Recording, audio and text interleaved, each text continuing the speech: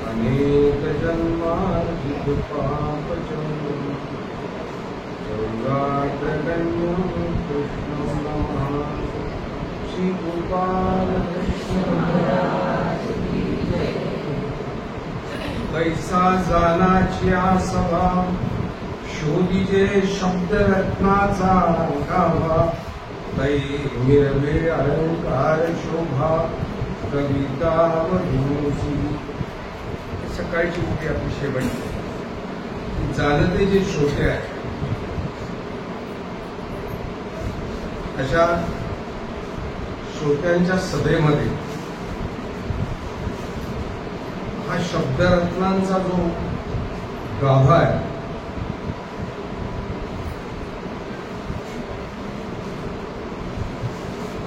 तो समजून जर घेतला तर ही जी कविता बधू आहे तिला अलंकाराची शोभा मिळेल। त्या कवितेमध्ये रंगाची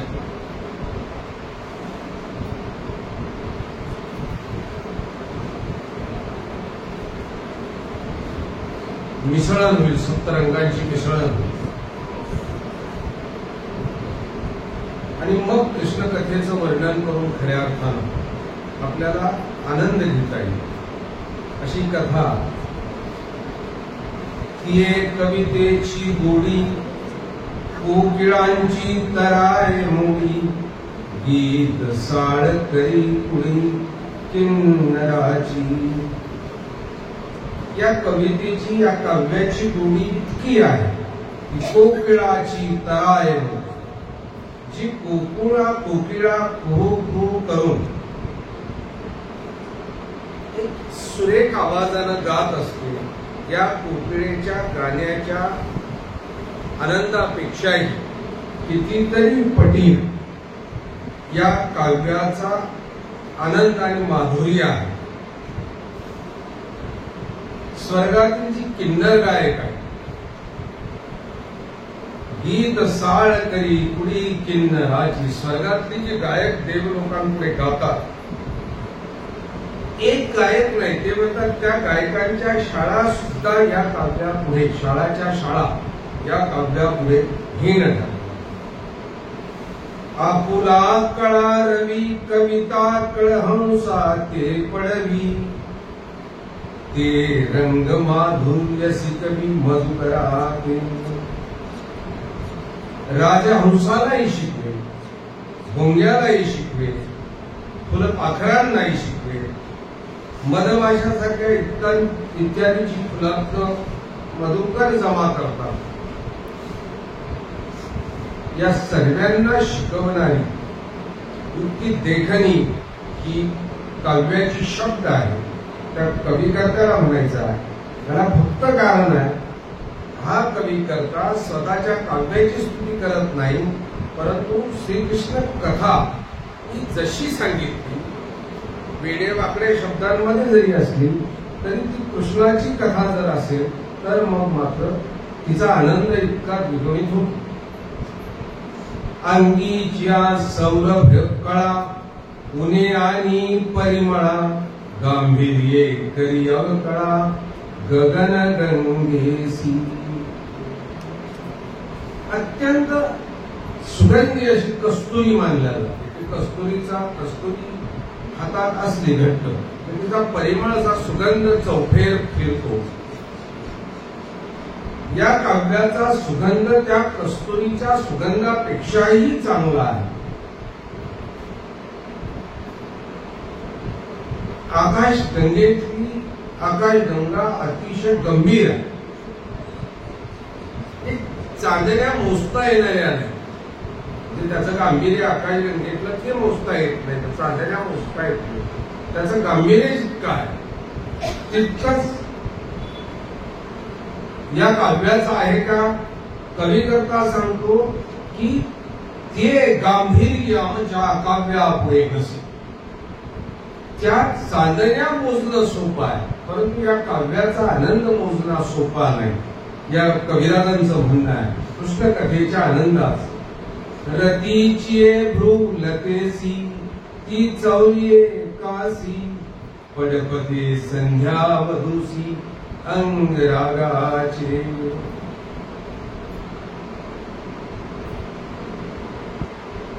एखाद्या स्त्रीची ते आता आयब्रो वगैरे आल्या बघा तुम्ही, त्यामुळे नैसर्गिक भवई कोणाची आहे हे सांगता येईल. परंतु नैसर्गिक भवई जर सुरेख असेल, धनुष्याकृती असेल, तिचं सौंदर्य चेहऱ्यावर ज्या पद्धतीने उठून दिसतं, त्याही पेक्षा या काव्याचं सौंदर्य चांगलं दिसतं, मादक आहे असं त्यांनी सांगितलं. या काव्यापुढे तेही पराभूत होईल. आणि संध्याराग जो त्याला म्हणतो, क्षितिजावर संध्याकाळी जो रंग उधळला जातो निसर्गाने, तांबडा लालसा रंग, तो रंग सुद्धा या काव्यापुढे फिका पडतो. त्या रंगाचं देखणेपण किंवा मादक त्या ललनेचं देखणेपण सुद्धा या काव्यापुढे फिका पडणारं असं हे देखणं काव्य आहे. नीच नीच तारांगणा तिजे संध्या रागाचे रावणा, तरी त्या घराचे सुरंगपणा अधिक दिसे. त्या तारांगणाला, ती जी आकाशातली तारांगण आहे, त्यांना तो संध्यारागाचा केशरी रंग दिला, तरीही या अक्षरांचं देखणेपण त्यापेक्षा कितीतरी पटीनं अधिक आहे. पदांचा मेळावा रत्नकरा करी चढावा, प्रमय करी हेवा अमृत लहरीसी. समुद्रापेक्षाही खोली या शब्दांची, शब्दांना खोली असली पाहिजे, उथळ शब्द नसतो. आपण काही गोष्टी उथळ करत असतो आणि म्हणून आपल्या बोलण्याला खोली असली पाहिजे, काहीतरी म्हणजे वैचारिक प्रगल्भता असली पाहिजे. या काव्यातल्या प्रत्येक शब्दाची खोली ही समुद्रापेक्षाही वरचढ आहे. समुद्राच्या खोलीपेक्षा एका एका शब्दाला प्रगल्भपणा, मोठेपणा. अंतचंद्र करा झळाळ दिसे सुधांकुरा, तैसा पदाची पदरा ही तरी भाव डोळा दिसती. अंतचंद्रा करा, चंद्राच्या शुद्ध अशा अमृताच्या खाली झळाळच दिसतात आपल्याला. म्हणजे त्याचं देखणे पण इतकं आहे की चंद्राकडे पाहिलं का पाहत राहावं वाटतं, त्याचं देखणे पण झळाळी आहे. शिवाय त्याची शीतलता आहे त्याच्या पाण्यात. म्हणजे सूर्य कदाचित चंद्रापेक्षा देखणा आहे, फक्त तो डोळ्याने पाहता येत नाही म्हणून त्याचं सौंदर्य असूनही काही कामाचं. चंद्राची मात्र शीतलता असल्यामुळे चंद्राचं देखणे पण वेगळं आहे. तसे आमच्या शब्दांच्या पदरातील सिद्धांते, तसंच ते सांगतात या काव्याच्या शब्दातला जो सिद्धांत आहे, भावबुद्धीच्या डोळ्यांनी दिसती. भाव आणि बुद्धी या दोन्ही गोष्टी काव्य श्रवण करण्याकरता तुम्हाला श्रद्धाही लागेल. काही वेळेने या गोव्यांचा म्हणजे विनाकारण कंटाळा वाटेल. कंटाळा वाटण्याचं कारण का, त्यामध्ये भाव ओतलेला असेल. आणि भाव जर असेल, श्रद्धा जर असेल, आपल्या मुलाला मांडीवर खेळवताना आजोबांचा किंवा आजीचा भाव त्यांच्यात गुंतलेला आहे. त्यामुळे ते मांडीवर पायाने तुळवत असतानाही त्याची वेदना होत नाही, केस उडत असताना सुद्धा दुःख होत नाही, आणि त्यांना खेळवताना पायाला मुंग्याही येत नाही. परंतु तितका वेळ मांडी वाढून जर स्मरण करायची वेळ आली, तितका वेळ परमार्गाचा एखादा व्यापार करायची वेळ आली, तर मात्र आपण थकल्याचा भाव आपल्यात येतो. याला कारण आहे त्या करत असलेल्या गोष्टीशी आपला भाव दडलेला आहे. आणि म्हणून हे काव्य जर भावपूर्वक जर वापरलं तर मग मात्र आपल्याला या वेळेला म्हणजे हे काव्य ऐकत असताना म्हणजे चंद्रात असलेल्या अमृताची ती जी डोळ आहे ती आपल्याला दिसते, त्यापेक्षा देखणे दिसते. पिळल्या चंद्रबिंब सुटती अमृतधाराचे कदंब तैसे फुटती तुंब नवरसाची. चंद्रबिंबाला जर पिळलं, लिंबाला पिळल्यानंतर जशी लिंबाच्या रसाची तुषार होतात, तसं चंद्रबिंबाला जर पिळलं, कविकर्त्याची ती कल्पना आहे की चंद्रबिंबाला जर पिळलं तर त्यातून अमृताची तुषार होतील, फवारे होतील. तसं या कवितेत तुंबलेलं पाणी बांध होतं. या कवितेत सुद्धा अमृताची अशी थेंब थेंब विखुरलेली आहे. ती एकत्र करून जर आपण अंतःकरणात पिळली तर नवरसांचा वर्षाव झाल्याचा आपल्या अंतःकरणाला गारवा मिळेल, असं हे काव्य आहे.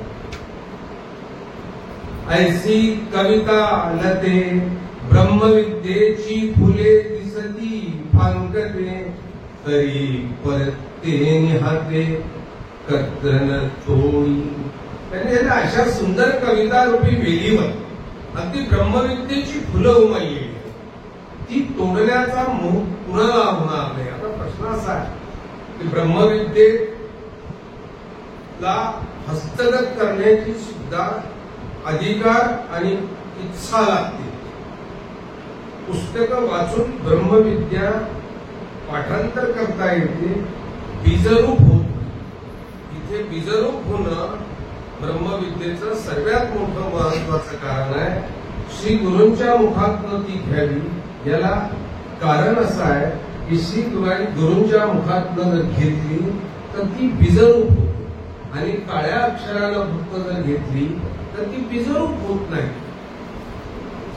अशी ही ब्रह्मविद्या या ग्रंथाच्या ओव्यांमधनं आपल्याला अनुभवायला मिळणार आहे की ही कवितेची ही कविता वेग ही वरवर जाणारी आहे, आणि हिला ब्रह्मविद्येची जी फुलं फुलणारी आहे ती प्रत्येकाला मोह वाटावा की ही फुलं आपण तोडावी. ही कविता सातत्यपूर्ण ऐकावी असा भाव प्रत्येकाच्या मनामध्ये निर्माण झाल्याशिवाय राहणार. पवित्रा गंगोदका सरिसा परतीजे कस्तुरिका, तरी परिमळाच्या कवितिका कान लावावी. पवित्र अगदी गंगेचं पाणी घेतलं आणि त्यात कस्तुरीचा सुगंध जर मिसळला, त्याचा जो अनुभव आहे तो एक अप्रतिम आहे. आणि कस्तुरी त्या पाण्यामध्ये लावून आपल्या सर्व अंगाला जर लावली तर तो जो अंगाचा सुगंध पसरणार आहे, परिमळ पसरणार आहे. तसंच ही कविता, या कवितेचं गंगावदन, या कवितेचं कस्तुरीचा सुगंध एकत्र करून जर अंतःकरणावर लावला तर अंतःकरणाचा सुगंध पसरल्याशिवाय होणार नाही. माणसाच्या अंगावर लावलेल्या अत्तराचा सुगंध काही वेळेने जाऊ शकतो, परंतु माणसाच्या विचाराचा सुगंध मात्र तो परिसर भरून ठेवत असतो. कदाचित अत्तराच्या सुगंधानं, अंगावर लावलेल्या अत्तराच्या सुगंधानं परिसरामध्ये परिमळ येणार नाही, परंतु विचाराचा सुगंध मात्र आपल्याला झाकता येणार. आणि म्हणून माणसाला शारीरिक सौंदर्य नसलं तरी चालेल, त्याचं वैचारिक सौंदर्य मात्र असलं पाहिजे, त्याची विचार इतकी सुंदर पाहिजे. या कवितेचा जो विचार कृष्ण कथा निरूपण करण्याचा, कृष्ण कथेला भक्तीशी जोड देण्याचा तो सुगंध तुमच्यात बहरल्याशिवाय राहणार नाही. का तर इथे ब्रह्मविद्येचा एक वेगळा पायाभूत विचार त्या कवितेच्या शब्दामध्ये त्यांनी केलेला. कापूर केळीच्या पदरी दिसती तुळशीच्या मंजरी, तरी तोडून कवर भारी कवन नबंधे. कापूर हा सुगंधित असतो,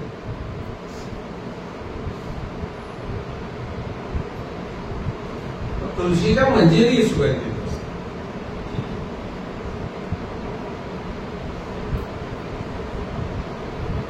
कापुराला एका कालखंडामध्ये आणले गेलं. काय आपल्याला या अगोदर कापुराचा तो भीमसेन कापुराचा फार काही ओळख नव्हती. या करोना कालखंडामध्ये कापुराची ओळख झाली आणि मग कळालं की कापूर इतका प्रचंड सुगंधी आहे की तो पूर्ण परिसर असा मोहित करून टाकतो. देवाला कापूर का आवडतो? आपल्याला असं वाटायचं की तो जाळायला आवडतो, त्याचा धूर काढायला. पण कापराचा धूर केल्याने फार झालं तर तोंड काळं होतं किंवा देव काळे होते. परंतु हा भीमसेन कापूर तो देवाजवळ जर एका वाटीत ठेवला तर तो परिसर सुगंधित होतो. म्हणजे आता ही चारचाकी गाड्यांवरील की त्या गाड्यांमध्ये आता स्वतंत्र कापुराची ती उचुंडीच मिळायला लागली की ती गाडीत बांधून ठेवली की गाडीतला तो दुर्गंध बाहेर काढून टाकतो. या कापुरामध्ये सुगंध आहे. तुळशीच्या मंजिरीमध्ये सुगंध आहे. तुळशीला सुद्धा सुगंध आहे. ते तुळशीची जी काही 10-12 प्रकार आहेत त्यातल्या 1-2 तुळशी अशा की शेजारने गेला आणि तिला धक्का लागला की तो परिसर सर्व सुगंधित होतो. 10-12 प्रकारच्या तुळशी आपल्या दारातली खूप दरिद्री आहे, तिला पाणी घालत नाही आपण म्हणून. परंतु अजून एक अशी आहे तुळशी. या तुळशीला येणाऱ्या मंजिरी आणि हा कापूर हा एकत्र बांधावा डोक्यावर की तो सुगंध चालताना फिरताना जिकडे तिकडे तो पसरेल. तशी ही ब्रह्मविद्येचं हे काव्य भरलेलं काव्य, ही कथा अधिक ब्रह्मविद्या या दोघांची सरमिसळ होऊन त्यामध्ये एक वेगळा सुगंध वाहणारा आहे. तिला डोक्याला बांधून चालावं असं वाटणारी ही काव्य. ब्रह्मविद्येचे निकसे कामत्वा भाजनी दिसे तरी कवनाची मन पैसे अविनाश न करी. या ब्रह्मविद्येच्या कसामध्ये कामत्वाची आकर्षणता मिसळलेली दिसते. बघा अगदी प्रत्येकाच्या मनाला ब्रह्मविद्या हा वृक्ष प्रांत आहे, अतिशय वृक्ष. म्हणजे आपण उद्यापासून सूत्रपाठाचा अभ्यास किंवा किनिस्थळांचा अभ्यास करायला सुरुवात केली तर तुम्हाला डोकले आल्याशिवाय राहणार नाही की अगदी इतका वृक्ष प्रांत आहे. परंतु त्याला या कवीनं ब्रह्मविद्या सांगत असताना आपल्या काव्यानं त्याला एक देखणं बनवलं, रंजक बनवलं आणि त्यामुळे ते ऐकण्याची अभिलाषा आपल्याला झाल्याशिवाय राहणार नाही. म्हणजे आपल्याला उत्कंठा पाडल्याशिवाय राहणार नाही. का तर त्यांनी त्या ब्रह्मविद्येचा कसा परंतु शब्दांचं सौंदर्य त्याला लावून हलकं बनवून आपल्याला ती ऐकायला आपलं मन आपोआप अभिलाषित होणार. आज ऐकली उद्या अजून ऐकावं असं वाटलं. तैसे साहित्याचा रहानी शांतीरसा अवतरण आणि तरी माझी पवित्र वाणी कवन नाही गे.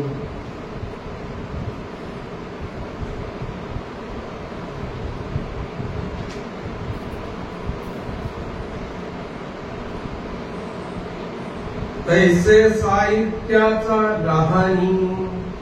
एक रहाडा म्हणायची पूर्वी की असं गोल असं रिंगण करायची, मध्ये अग्नी पेटवायची आणि मग त्या भोवती या अंगात येणाऱ्या एखाद्या भगताच्या अंगात आलं की ते स्त्रिया ती पुरुष त्याच्या भोवती अगदी वेगानं नाचत पळायची. आणि मग लोक म्हणायचे की याच्या अंगामध्ये आलेलं आहे भूत आणि म्हणून मग त्याला तिथली ती उष्णता भावत नव्हती, तिथली चटके भावत नव्हती, त्याच्या पळण्याचा त्याला त्रास होत नव्हता. त्या रहाडी कवी करता संस्कृती ही विचारांची जी राहडी, या काव्याची जी राहडी आहे ही ऐकत असताना तुम्हाला संसाराचे चटके बसणार नाही. तुम्ही पळत असताना या कवितेच्या मागे धावत असताना तुम्हाला शीण येणार नाही, कंटाळा येणार नाही. त्यांनी शेवट कवन नाही के कोण ऐकू शकत नाही ही कविता, जी कविता ऐकत असताना थकवा येत नाही. प्रपंचाची चटके जी आहे, प्रपंचाच्या अग्निभोवती तुम्ही आपण सर्व फिरतो आहोत. मध्यभागी ती राहडी पेटवलेली आहे, एक गोल रिंगण घातलेली, एक मर्यादा आहे ना आपल्याला. आधी एक मुलगा, एक मुलगी, एक पत्नी, एक आई, एक बाळ, बस असं रिंगण आहे. त्या रिंगणाच्या मध्ये प्रपंच ठेवून आपण त्या प्रपंचाभोवती सारखे पळतो आहोत, अहोरात्र पळतो आहोत. बरोबर. आपल्याला त्या प्रपंचाची चटके असूनही चटके चालवत नाहीत. बघा विचार करा, तुम्हाला चटके बसत नाहीत का प्रपंचाची? डोळे लावून चटके बसत नाहीत. तुम्ही मात्र सारखे पळत असता. जर त्या प्रपंचाचा चटका बसत नाही. यांनी सांगितलं या काव्यामुळे तुम्हाला कुठलाही चटका बसणार नाही, होईल तर आनंदच होईल. आणि म्हणून हे शांती रस अवतरित करणारं हे काव्य, शांती रस अवतरित करणारं हे काव्य का ना, यामध्ये साहित्य आहे. साहित्याशिवाय कुठलीच कथा चांगली वाटत नाही. आणि कृष्णाची कथा पवित्र, ती वेडी वाकडी जरी सांगितली तरीही पवित्र. हे काव्य निर्माण करत असताना काव्याचं वर्णन कवीने केलं, परंतु स्वतःचं रंगत्वही सांगितलं. तर मी अतिशय दुबळा, तुम्ही मला कोणी विद्वान समजू नका, याचं प्रयोजन आहे काव्य करण्याचं नाही, स्वतःच्या मनाला शीतलता लाभावी, आपण परमेश्वराचं स्तुतीस्तवन करावं म्हणून ही काव्याची प्रेरणा आहे. आणि मी रंग आहो, गरीब. पुराग गगनेचा कोण बंधू, जो ऐकी जे एकादश स्कंदू, तीर्थ किनैत प्रबंधू मुनी जगाला. यांनी सांगितलं या ग्रंथात ज्या एकादश स्कंदाचं मी वर्णन केलेलं आहे, तो एक आकाशातला चंद्र. एकादश स्कंद कसा आहे ना, भागवत कथेत सर्वात प्रामुख्यानं कृष्ण कथेचं वर्णन हे भागवत कथेतल्या एकादश स्कंदामध्ये आहे. जो एकादश स्कंद कसा सांगितला की आकाशगंगेमध्ये असलेल्या चंद्राप्रमाणे, की त्या चंद्र तो उगवला की त्यातनं शीतलता मिळते आपल्याला. अगदी चंद्राचं उगवणं शीतलता देतं असं नाही, तर त्यामध्ये अमृत कळा सुद्धा प्रसवतात. बघा आता पुढे कोजागिरी येते, कोजागिरीला अगदी ते दूध वगैरे तापवणे, बाहेर त्या चंद्राच्या प्रकाशात ठेवणे आणि बरोबर तो चंद्र माथ्यावर आला की नंतर पिणे, याला कारणच आहे की चंद्राच्या असलेल्या कळिका तेव्हा प्रसवत, त्यातनं ती अमृत कळा प्रसवत आणि मग ती आपल्याला अनुभवायला मिळते. चंद्राची हे प्रसवन जसं आहे. तुम्ही अकोला तालुक्यामध्ये एक सद्ग्रस्त आताही आहे की ज्यांना दम्याचा अस्थमाचा त्रास होतो, ते कोजागिरी पौर्णिमेच्या दिवशी औषधी द्यायची. काय असायचं त्यांना माहिती पण, एका बशीमध्ये औषधी द्यायची आणि तो 100-500 एकराचा परिसर, त्यात ही लोक विखुरलेली असायची. पाऊस असला काय काही असलं तरी विखुरलेली असायची. ते औषध संध्याकाळी साधारणतः 9 वाजता वाटायला सुरुवात करायची वेगवेगळ्या जागेवर त्या बशीमध्ये, आणि ते घेऊन बसायची ही मंडळी सगळी. बरोबर तो हकारा व्हायचा 12 वाजता, ती बशीमध्ये ठेवलेली असायची. हकारा झाला मग सर्वांनी ते औषधाचं चाटण करायचं आणि तेवढ्याने तो अस्थमा बरा व्हायचा. आताही काय ती परंपरा, अर्थात त्या चंद्राच्या कळकेतनं ते प्रसवत. एक अजून एक दुसरं, मला असं वाटतं वैद्यक क्षेत्रात काम करणारी काही जर मंडळी असेल, तुम्हाला असं वाटतं व्हिटॅमिन, कुठलं व्हिटॅमिन सूर्याकडनं मिळतं आपल्याला, की जे दुसरीकडनं कुठलंही मिळवताना खूप प्रयत्न करावे. पण व्हिटॅमिन डी हे सूर्यातनं अगदी सहज मिळतं की तुम्ही सकाळची 10 मिनिटं पाठ करून त्याच्याकडे उभे राहा. आणि व्हिटॅमिन डी तुम्हाला चांगलं जर मिळालं तर तुमचे स्नायू सर्व मजबूत असतात. बरोबर असं नाही ना? हा, ते कमी पडलं तर स्नायू कमजोर होतात. म्हणजे आपले सगळ्यांचे स्नायू कमजोर होऊन आपण लवकर जे गलित गात होतो, आपली कातडी लोंबतो. आपण वेगवेगळे प्रयत्न करतोय आता, त्या काय पार्लरमध्ये जाऊन त्या वेगवेगळ्या पद्धतीच्या थेरपी जाऊन, तर सूर्याकडून मिळणारं हे सहज जे औषध आहे ते आपण घेऊ. अगदी चंद्राचं सुद्धा तसंच आहे की पूर्वी उन्हाळ्याच्या दिवसामध्ये आपली लोक अंगणात बाजार टाकून झोपायची, बाहेर बाजार टाकायची आणि झोपायची. ठीक आहे, गारवा विरावा इथपर्यंत ठीक आहे, परंतु त्या पाठीमागे नक्कीच सायन्स होतं की चंद्रकळेतनं प्रसवणारा तो जो अमृततुल्य प्रकार आहे तो आपल्याला मिळावा. आणि याकरता त्या चंद्राच्या प्रकाशाची सुद्धा आपल्याला गरज होती की सर्वज्ञ या विषयावर लीळा चरित्रामध्ये दृष्टांत देत. तुम्ही बघा आहे का दृष्टांत शोधून घ्या की चंद्राच्या कळिकेतनं काय काय प्रसवतं आणि ते प्रसवल्यानंतर काय काय परिणाम होतो पृथ्वी तलावावर, त्या सर्वज्ञांच्या दृष्टांतामध्ये आपण सांगितलं. त्यांनी सांगितलं तसं ही भागवत कथा या आकाशगंगातली, हा दशमस्कंद आकाशगंगेतला चंद्र, यातनं प्रसवणारा प्रत्येक शब्दाला शब्द, थेंबाला थेंब हा आपल्या अंतःकरणावर एक वेगळा परिणाम करून जाणार.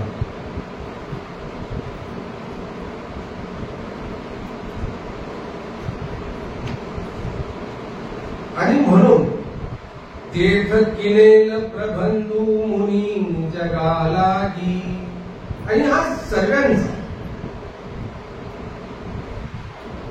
अगदी प्रपंचिकापासून संन्यस्तांपर्यंत सर्वांना हा आनंद प्राप्त व्हावा म्हणून या काव्याची रचना मी केली, असं कविराजांना म्हणायचं. जो कैवल्य कुसुमाचा आमोदू, ना तरी ब्रह्मविद्येचा युवन मधू, तो म्हणजेल संवादू कृष्णोद्धवाचा. हा कृष्ण आणि उद्धव देवांचा जो संवाद झालेला, भगवद्गीतेचं वर्णन झालं, पण कृष्ण आणि उद्धवाचा जो संवाद तो आपल्यापर्यंत आला. उद्धव देवांच्या ठिकाणी अहंकार निर्माण झाला होता की मी ज्ञानी आहे, माझ्यासारखं ज्ञान कुणाला आहे, असा उद्धव देवांच्या ठिकाणी अहंकार निर्माण झाला. आणि कृष्ण चक्रवर्तीच्या ठिकाणी, परमेश्वराच्या ठिकाणी उद्धव देवांचा विशेष असा अधिकार होता, अडला होता अहंकार. माईभट्टांचा विशेष असा अधिकार होता, अडला होता अहंकार. आणि तसं तो अहंकार घालवण्याकरता उद्धव देवांना देखणं एक काम कृष्ण चक्रवर्तींनी सोपवलं की जाऊन गोकुळातल्या त्या गवळणींना समजून सांगा. उद्धवांना वाईट वाटलं की मी त्या गवळणींची वेडपट अशिक्षितांशी काय समजून सांगेल त्यांना. कोणाला तरी जाऊन समजून सांगा की कृष्ण राजा झालेला आहे, त्याच्यावर मोठी जबाबदारी आलेली आहे, तो काही येऊ शकत नाही. आणि कृष्ण चक्रवर्तींनी सांगितलं तुम्हालाच जावं लागेल. आणि मग उद्धवदेव अगदी मनात नसताना गेले. आणि मग जाताना त्यांनी ती यमुना उतरल्यानंतरच ते दृश्य पाहिले. तिथली वेली, तिथली झाडं, तिथली पाखरं, म्हणजे वेलींची वाढ संपली असं नाही, पानं गळाली, झाडांची पानं गळाली, पाखरांनी गाणं खाणं दोन्ही सोडून दिले. गायी झाडाच्या खाली उभ्या होत्या, त्यांना कळतच नव्हतं झाडाची सावली आहे का नाही, त्यांनी खाणं पिणं सोडलं होतं. गवळणी झाडांना मिठ्या मारून त्या झाडांशी बोलत होत्या कृष्ण समजून. म्हणजे इतकं वेळेपण आलं होतं त्यांच्या. तिथे गेल्यानंतर पाहिलं तर नंदबाबा आणि यशोदा अगदी मुकाटपणे शून्यात पाहत बसलेले, सर्व काही हरवलं नव्हतं. आणि या वेळेला उद्धवदेव हे कृष्ण चक्रवर्तीकडे आले आणि म्हणून कृष्णाने त्यांना आपला शिला त्यांच्या खांद्यावर दिला की हा घेऊन जा, तेव्हा ते सगळे वाहनावर येतील, तुम्हाला ओळखतील. आणि तो दिलेला होता. तो जेव्हा पाहिला ना तेव्हा ही मंडळी सर्व सावध झाली. आणि मग उद्धवदेवांनी त्यांचं हे सर्व पाहिलं. आणि मग उद्धवदेव तिकडनं मातीचं ते गाठोडं घेऊन वगैरे आले. आणि मग कृष्ण आणि उद्धवांचा जो संवाद झाला, त्या संवादामध्ये ज्ञान भक्तीचा मिलाप होता. नसू द्या ज्ञानाने परमेश्वर प्राप्त होत नाही. ज्ञान आणि भक्ती जोपर्यंत एकत्र येत नाही तोपर्यंत ती फलद्रूप होत नाही. ज्ञान असावं लागतं आणि भक्ती असावी लागते. कोरडी शब्द चालत नाही. इथे यांनी सांगितलं की हा अशी ज्ञानी, संन्यस्त आणि भक्त या सर्वांना हा ग्रंथ उपयोगी जावा याकरता आम्ही हा सर्व मुनिजनाला या प्रबंधाची निर्मिती केली. जो कैवल्य कुसुमाचा आमोदू, ना तरी ब्रह्मविद्येचा युवन मोदू, जो म्हणजेल संवादू कृष्ण उद्धवाचा. हा कैवल्य रूप सुगंधाचा जो आनंद आपल्याला या काव्यातनं मिळणार सार आहे, ब्रह्मविद्येचा सार आहे. त्याच्यात आगळपगळपणा नाही, अगदी नेमकेपणा आपल्याला ही कविता शिकून जाणार. जेत सर्वज्ञ गावो निरूपिता, आणि उद्धव देवा सारी खाशोता, ते तपसरे की जे कविता, ऐसी हाव कवनासी बांधवे. जिच्या श्रीकृष्णासारखा निरोपक सांगणारा, उद्धव देवासारखा विद्वान पंडित ऐकणार,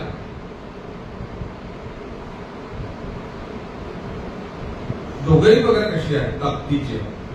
कृष्ण भगवंतासारखा निरोपक, उद्धव देवांसारखा विद्वान पंडित ऐकणारा.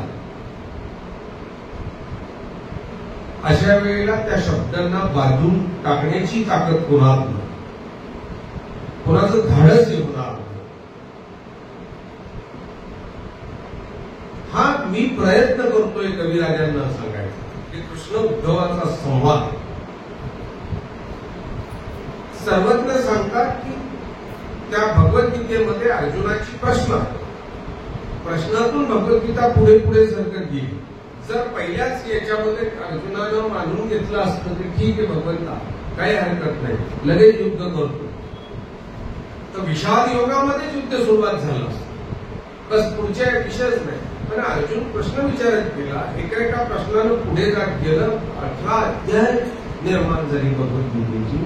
सर्वज्ञ सांगतात की अर्जुनासारखा विद्वान भगवंतांना प्रश्न विचारत होता, त्या प्रश्नांचं उत्तर केवळ भगवंत गोपाल कृष्णच देऊ शकत होते, अन्यथा कुणी कोणालाही देता येणार नव्हतं. ही विद्वान होती. हा उद्धवदेवही इतकेच विद्वान होते. कृष्णासारखा निरोपक आणि उद्धवासारखा ऐकणारा, या दोघांचा झालेला संवाद कविकर्ते सांगतात. त्या संवादाला शब्दांनी बांधणं हे आमचं काम नाही, हा प्रयत्न आहे. मज नाही प्रेमाचा सोरसू, वरी अज्ञानाचा डोळे लासू, त्या केवी आतुंडे मोसू त्या निरूपणाचा. माझ्यावरती प्रेमाचा रस नाही आणि अज्ञानाचा आहे, डोळेच नाही, तुम्हाला ज्ञानाचे डोळेच नाही. मी अज्ञान मार्गाविषयी आणि ब्रह्मविद्येविषयी. मार्गाचंही ज्ञान असावं लागणार आहे आणि ब्रह्मविद्येचंही ज्ञान असावं लागणार. हा ईश्वर मार्ग आहे. हे ज्या क्षणी उमट होतो त्या क्षणी आपण ब्रह्मविद्येचा अंगीकार करतो. म्हणजे मार्गाचंही ज्ञान असावं लागणार आपल्याला. बरं, आवडही नाही, आवडी असावी लागणार आहे ना. आवडी असली ना तर मग हळूहळू त्यामध्ये वाढ होत जाते. हे सांगतात आवडीबाबत आमचं दारिद्र्य आहे. आपले तसंच आहे ना की आपल्याला आवड नाही म्हणून सवड नाही. आपल्यात आवड निर्माण झाली की बघा तुम्हाला वेध लागून जातो, त्या वेळेचा वेध लागतो की नाही. या वेळेला आम्ही गेलो पाहिजे, आम्ही मराठवाड्यात जातो. तुम्ही खूप सुखसमृद्धी लोक आहात, म्हणजे तुम्ही आल्यानंतर मी चहा पिताना पाहिलं. काल दाबेली खात होते, म्हणजे मी मराठवाड्यात जातो. मी मराठवाड्यातल्या त्या बघा तुम्ही आता आवडी निर्माण होते पण मराठवाड्यातल्या तर लोकांचं आश्चर्य असतं.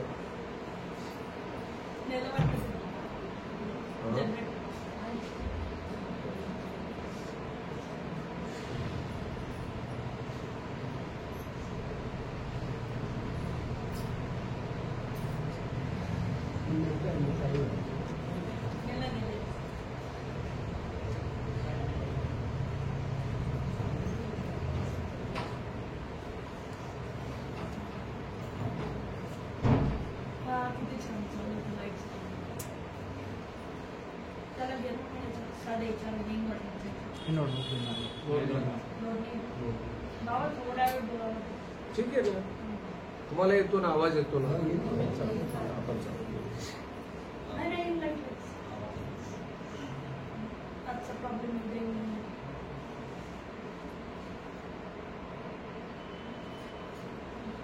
तर मराठवाड्यात आपण गेलं, त्या लोकांच्या ठिकाणची आवड पाहिली.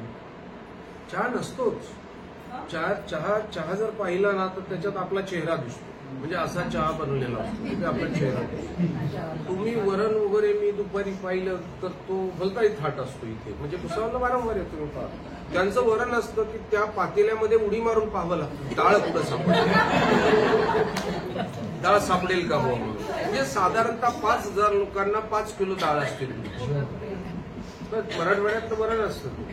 इतकी मोठी चिंच टाकलेली असते, भली मोठी मिरची टाक. त्यांच्या चपात्या इतक्या मोठ्या असतात. परंतु कथेला येताना जी लाईन लागते ना त्यांची, येणाऱ्यांची जी लाईन लागते, जे मी पोचायच्या अगोदर मंडपं भरलेले असतात. मी अनुभवलेलं, अगदी चालूच राहतं माझा खेळतो की मी पोचायच्या आत ती म्हातारे पोतारे, त्या म्हाताऱ्यांना तर अक्षरशः काहीच कळत नाही. म्हाताऱ्याच्या बाया असतात ना, त्यांच्या नाकात न पीठ घालून अशा बसलेल्या असतात की त्यांना खूप काही कळतं. शेवटून जर तिला विचारलं ना, जाऊ आजी तुला काय कळाल, ती म्हणजे भलतं मस्त होतं. मस्त म्हणजे काय होतं, ती म्हणजे नाही मस्त होतं, एकदम मस्त होतं. लक्षात आलं तुमच्या? कळत नाही, पण आवडीमुळे, आणि त्या आवडीमुळे त्यांना ते वरणाचं पाणी असलं तरी चालेल, ती इतकी मोठी चपाती चालेल, तो कच्चा भात चालेल, त्यांना त्याच्याशी काही पोट दुखत नाही, त्यांना वेदना होत नाही, काही नाही. त्याचं कारण काय? कृष्ण कथा ऐकण्यात जी महत्वाची गोष्ट आहे, आवडी आहे. त्या आवडीमुळे ते सर्व त्यांना चालतं. त्या म्हाताऱ्यांची कंबर दुखत नाही, टेकायला नाही, अजिबात नाही. मराठवाड्यात खुर्चीच नसते.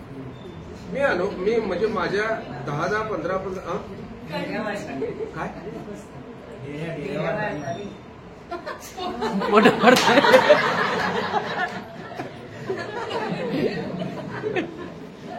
हे 10-15 खुर्च्या देणार कोणाला? काहीच नाही. म्हातारे कुठेतरी बसत असतात. 2.5 तासापेक्षा मी कमी कथा करत नाही. 2.5 तास ती बसलेली असतात. शेवटून त्यांना विचारलं, ते म्हणतात मस्त होतं बाबा. काहीच नाही. आवडी महत्वाची आहे. आणि ब्रह्मविद्याशास्त्र आवडीशिवाय प्रणवू शकत नाही. प्रणवणं वेगळं, पाठांतर होणं वेगळं.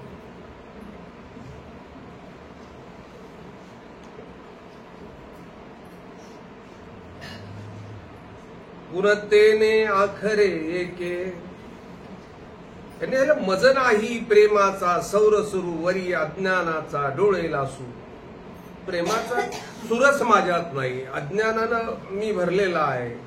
त्या केवी अंतुडे मोसू त्या निरूपणाचा, ज्या उद्धवदेवाला निरूपण कृष्ण चक्रवर्ती महाराजांनी केलं, ते जसंच्या तसं लिहिण्याचं माझं धाडस नाही, कारण ती सर्व असलेली गुण माझ्यात नाही. परंतु मी मांडण्याचा प्रयत्न करतो आहे. मी दुबळा आहे. पुनतेने आखरे के एवढी संसार वागुर चुके, म्हणून कृष्ण निरूपणी कवतिके प्रबंधू करीतू असे. आणि हे सर्व जरी दारिद्र्य असलं तरी संसार चक्रातनं जर सुटका करून घ्यायची असेल तर कृष्ण कथेचं वर्णन करणे किंवा कृष्ण कथा ऐकणे यापेक्षा वेगळा पर्याय नाही. आणि म्हणून मी ते धाडस करतो आहे, प्रयत्न करतो आहे की हे सर्व संसार पाशातून मुक्त होण्याकरता माझ्यासह इतरांना, पाईकांना सोपं व्हावं. आणि म्हणून मी हे काव्य करण्याचं धाडस करतोय. आपल्या पुढे काव्य करत असताना तुम्ही सर्वांनी त्याचं कौतुक करावं, देवानं कौतुक करावं, असा हा प्रबंध मी तयार करून ठेवतो आहे. संसार बंधातून मी माझी मुक्ती करण्याकरता, मी करत असताना इतरांची व्हावी याकरता कृष्ण कथेचं लीनपणानं वर्णन मी करतो असं सांगितलं.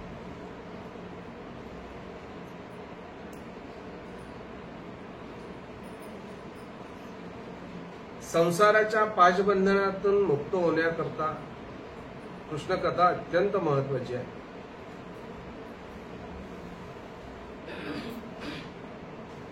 सर्वज्ञांची कथा नाही, तो एक अनुभव आहे. लीळा चरित्रातली लीळा वाचत असताना तो आत्म्याला मिळणारा एक वेगळा अनुभव आहे. सर्वज्ञांचं बसणं, उठणं, चालणं, बोलणं हे सर्व एक अनुभव आणि एक ब्रह्मविद्या आहे. कृष्ण कथेतला येणारा प्रत्येक वेगवेगळा जो भाग येऊन जातो तो मात्र वेगवेगळ्या गोष्टी शिकून जातो. आणि म्हणून कृष्ण कथेनं तयार मन करायचं आणि मग सर्वज्ञांच्या पायी घालायचं, हा आपला नियम आहे खऱ्या अर्थानं. की कृष्ण कथेनं मनाला तयार करायचं, शरीराला तयार करायचं. परिस्थितीचं वास्तव दर्शन घडवणारी कृष्ण कथा. तुम्हाला वास्तव दिसलं की बस म्हणजे तुम्ही जीवनात यशस्वी झाला. वास्तवतेचं दर्शन घडवणारी कृष्ण कथा मगाशी आपली चर्चा चालली होती की भीष्माला अहंकार कोणता होता, आपला भीष्माला मोह निर्माण झाला होता. हे सर्व मोहग्रसित माणसं आहेत. धृतराष्ट्राला मोह झाला होता, हे सर्व माझ्याच पोरांना मिळालं पाहिजे, मोहग्रसित आहे. पितामह भीष्मांना त्या खुर्चीचं संरक्षण करायचा मोह निर्माण झाला होता, तो मोहग्रस्तच होता. अर्जुन मोहग्रस्तच झाला होता. ही सर्व लोक मोहग्रस्त झाली की मोहातनं बाजूला करायचं. भगवद्गीतेनं श्रीकृष्ण अवतारातल्या प्रत्येक कथेनं, प्रत्येक घटनेनं अगदी मोहग्रस्त झालेल्या माणसाला बाजूला केलं आणि एक वेळेला मोहमुक्त माणूस झाला की त्याला परमेश्वर भेटणं सोपं आहे. आणि मोहमुक्ततेशिवाय सर्वज्ञांच्या पायी आपण आपल्याला घालू शकत नाही. आणि म्हणून कृष्णकथा ही मोहमुक्त करणारी आहे. मोहमुक्त झालं का तुमच्या अंतःकरणामध्ये ब्रह्मविद्येचा प्रकाश आपोआप लखाकणार आणि ब्रह्मविद्येचा शब्द बीजरूप झाला की तुम्ही आपलं जीवन ईश्वराला अर्पण केल्याशिवाय राहणार नाही.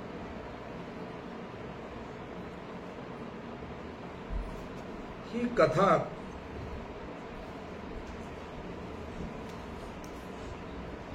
तेथ दशमस्कंदेसी कथा संगती ऐशी. या कथेची संगत कशी आहे बघा तुम्ही. सोबती. कृष्ण कथा तुमच्या जीवनाची सोबतीनं झाली पाहिजे. जिथे जिथे तुम्ही आडाल तिथे डोळे लावून तुम्ही कृष्ण कथेत डोकावून पहा, तुमची उत्तरं मिळून जातात. बस जिथे जिथे जाल तिला तुम्ही चमत्कारिक वगैरे बनवून टाकली कृष्णाला म्हणून ते झालं. नाहीतर कृष्ण कथा ही सोबतीनं, तुम्ही तिला सोबत ठेवा. ज्या प्रसंगामध्ये तुम्हाला अडचण येईल त्यावेळेला कृष्णाकडे पहा. कृष्ण चरित्रामध्ये कृष्ण अवताराच्या पूर्ण अवतार कालखंडामध्ये प्रसंग निर्माण झाली की स्वतःच्या देहाचा सक्का मामा मारायला उठल्यानंतर सुद्धा तिथनं स्वतःची सुटका स्वतःच करून घेणारा कृष्ण आहे. तुम्हाला तुमची सुटका करून घ्यावं लागणार, तुमची तुम्हाला मारायला उठणार आहे. जेव्हा उठलीत का तेव्हा पाहायचं अरे कृष्णाला तर सक्का मामा मारायला उठला होता. थोडंसं अजून पुढे जायचं, कृष्णाला सक्का आजोबा मारायला उठला होता. हा तुम्हाला सांगितलेलं आहे कृष्णाचं आणि जरासंधाचं नातं सांगितलं होतं. जरासंध कोण होता कृष्णाचा? आजोबा होता. मी मागे कृष्णकथेत समजून सांगितलं की जरासंध आजोबा होता आणि कृष्णावर पहिलं आक्रमण, पहिली स्वारी करणारा जरासंधा की तो मारायला. पहिलं युद्ध जरासंधाबरोबरचं कृष्णाचा. कंसाचं सोडून द्या, पहिलं युद्ध आहे. मग तरीही तो डळमळला नाही, त्याचं हास्य लोपलं नाही. बघा तुम्ही, आपले चेहरे क्रूर होऊन जातात. आपण अगदी डिप्रेशनमध्ये जातो, मग बिड्या पितो, सिगरेट पितो, दारू पितो, घरात बायका पोरांना मारतो, बरोबर ना. भांड्यांना आपण अगदी कोचे पाडून टाकतो, दनादन आपतो. त्याच वेळेला कृष्णाकडे बघा, कृष्णाचा संयम सुटलेला नाही, अजिबात नाही. इथे महाभारतीय युद्धांमध्ये सुद्धा तो मोहग्रसित झाला नाही. द्रौपदीचं वस्त्रहरण होत असताना सुद्धा तो असा भावनिक दृष्ट्या बिथरला नाही. त्याने अगदी पाहिलं बरोबर पाहिजे.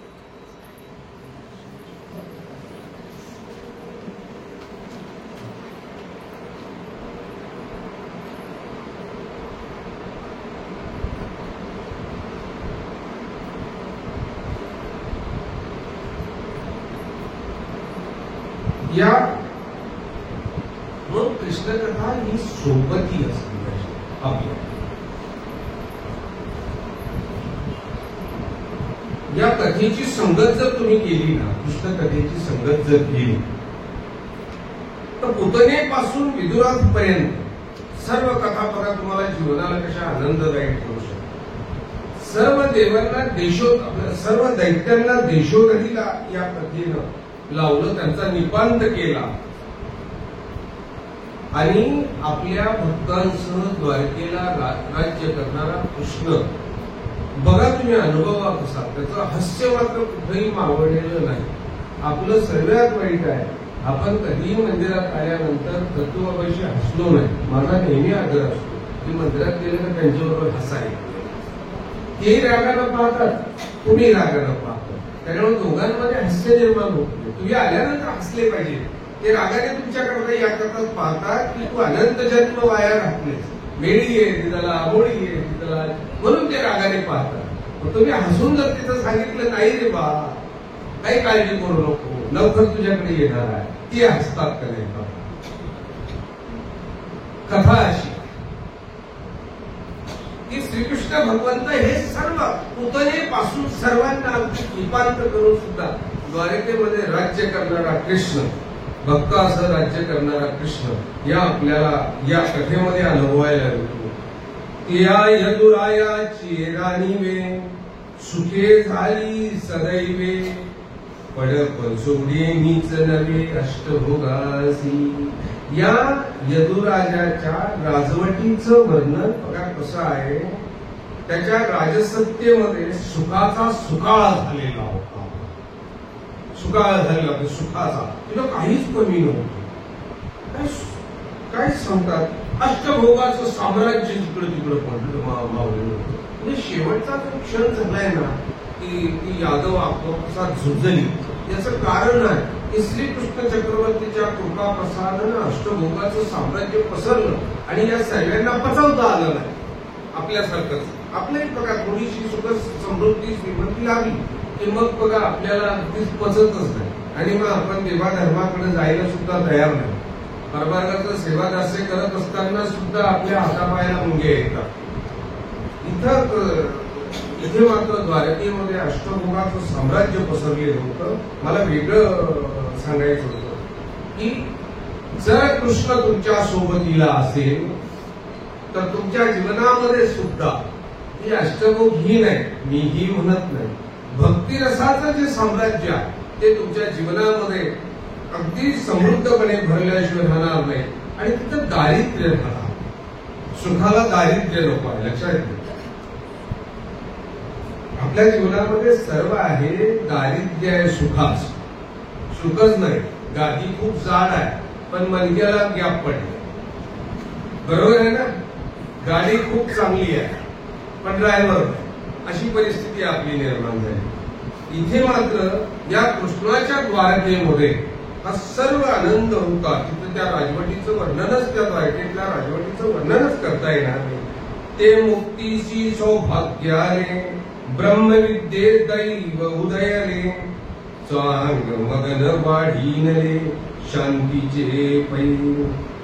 त्या कृष्णाच्या राजवटीमध्ये ते सांगतात की मुक्तीलाही सौभाग्य प्राप्त झालं. काय कल्पना आहे की मुक्तीला सुद्धा स्वयं सौभाग्य प्राप्त झालं. ज्या मुक्तीची आम्ही आशा करतो ती कृष्णाच्या राजवटीमध्ये द्वारकेमध्ये तिला सौभाग्य प्राप्त झालं. खऱ्या अर्थानं तिथं ब्रह्मविद्येचा दैव उदयाला आलं. तिचं आपण म्हणतो माझं दैव उदयाला आलेलं आहे. त्या द्वारकेमध्ये ब्रह्मविद्येला सुद्धा तिचं दैव उदयाला आल्याचा भास व्हायला लागलेला आहे. आणि शांतीचं खरं महत्व द्वारकेत सर्वार्थानं वाढलेलं होतं. ती सर्वार्थानं तिथे शांती. विवेका तराय झाली प्रभोता दसा उदयली, नवल जिनी झाली वैराग्यासी. त्या राजवटीत विवेकाला भरती आलेली होती. विवेक, सकाळीही आपलं त्या विषयावर बोलतो झालं की विवेक असतो प्रत्येकाच्या वागण्यात. विवेक पूर्ण तुम्ही जर वागाल ना तर समोर त्याला पाय सुद्धा लागू देणार नाही. विवेक पूर्ण वागला तर मुंगी राणकी होता. आपला विवेक आपल्यात नाही म्हणून मुंगी राणकी होते. मुंगी राणकी होणाऱ्या सूत्राच्या पाठीमागे गेलं की तुम्ही विवेकी राहिला पाहिजे. बस थोडंसं काही घडलं तरी तुमची सत्वभंग होतो. म्हणजे एवढ्या याच्यामध्ये तुम्ही बसला इतकी छान आपली कोठी चालली आणि यामध्ये सहज कोणाचा धक्का लागला तरी तुमची शांती भंग होते आणि तुम्ही अविवेकी होऊन लागला पटकन जोरात होता तिकडे सरक ना. हा विवेक लक्षात घ्या, हा विवेक भंग होतोय. इथे मात्र कसं होतं ना, त्या राजवटीत विवेकाला भरती आलेली होती आणि दानाच्या दशेनं जणू काही श्रीमंती प्राप्त झालेली होती या लोकांना. अहो वैराग्याला अपूर्ण जगणं प्राप्त झालं होतं. वैराग्य तिथं सर्व त्या कृष्णाच्या राजवटीमध्ये वैराग्यपूर्ण जगणं प्राप्त झालेलं. आनंदा पाटू चाला ध्यानाचा मानू वाढीनला, निकी उजळली कळा धर्म जातीची. सर्वजण एकदम गोऱ्या गोव्यांना नांदत होती. आपापसात कलह नव्हता कृष्णाच्या त्या द्वारकेमध्ये. 16,000 स्त्रियांनी एकत्र यावं बिना भांडणाचं. की प्रत्युत्तर वेगळे काय 56 कोटी यादवांची संख्या सांगितलेली आहे. यादव 56 कोटी. मी म्हणतो 56,000 सोडून द्या, लाखाचे सोडून द्या, कोटी तरी सोडून द्या.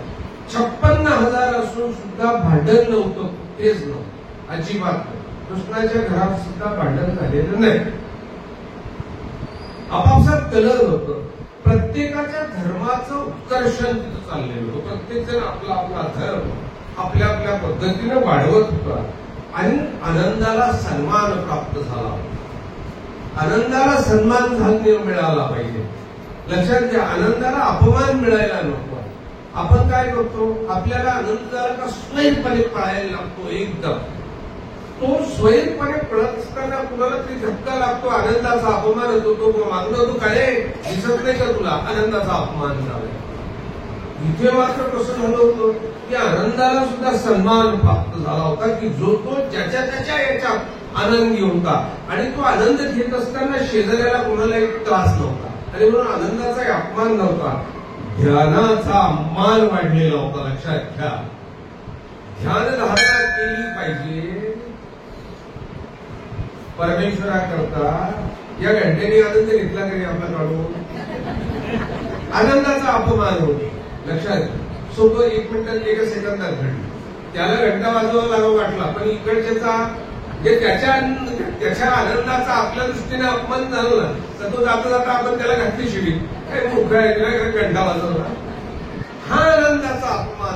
आनंद घ्या. द्वारकेमध्ये जो आनंद घेतला जात होता त्या आनंदाचाही मान केला जात होता नम्रतेने. इथे वैराग्यालाही सुद्धा अपूर्व जगणं प्राप्त झालं होतं. वैराग्यशीलतेला अपूर्व जगणं. वैराग्यशीलता म्हणजे साधेपणा, दिखाऊपणा नाही. त्या साधेपणाला सुद्धा तिथं अगदी अपूर्व असं जगणं प्राप्त झालेलं होतं. आनंदा पाठू झाला, ध्यानाचा मान वाढिला, निकी उजळली कळा धर्मदाताची. सर्वजण गुण्या गोविंदाने आपापसात मध्ये सर्वी आनंदानं नांदत होती. मग तिथं स्मरण होतं, ध्यान होतं, हे सर्व अगदी आनंदानं आणि सन्मानानं चालले होतं. तपासी पीक चढले. तपसाधना केली पाहिजे, त्याला सन्मान प्राप्त झाला. पीक चढणे म्हणजे त्याची उंची वाढणे, भूषण वाढणे. भूषण लक्षात घ्या, त्या तपसाधना जी करतात ती भूषणावं वाटत होती त्यांना. ती आपण तप करतो. आपण कोणीतरी स्त्री 5 गाठ्या करते, आपण 25 गाठ्या केल्या पाहिजे हे वाटणं, हे पीक चढणं. लक्षात घ्या, हे पीक चढणं. परंतु मूर्ख आहे, 5 गाठ्या करत बसली, काय काम आहे?